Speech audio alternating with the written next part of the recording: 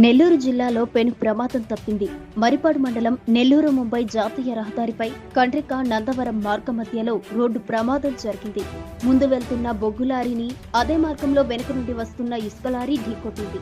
ప్రమాదంలో ఇసుక లారీ ముందు భాగం నుజ్జునుజ్జావగా అదృష్టవశాత్తు డ్రైవర్ ప్రమాదం నుండి బయటపడ్డాడు. ప్రమాద తీవ్రత భయంకరంగా ఉన్నా ఎవరికీ ఎటువంటి గాయాలు కాకపోవడంతో అందరూ ఊపిరి పీల్చుకున్నారు.